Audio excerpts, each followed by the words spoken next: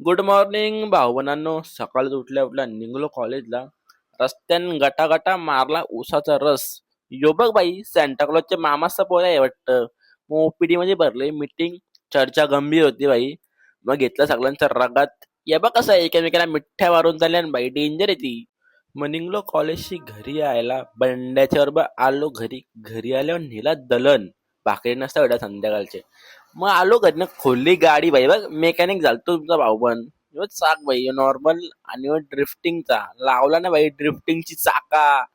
मग तुमचा भाऊ पण आहे बाई, लय बारीक पोऱ्या का झाले या टोप्या बघ. आईच्या गावात डेंजर आहेत. ही गाडी कशी गरा गरा गरा गरा फिरवली बघ. डेंजर बाई, गाडी डेंजर आहे आपली.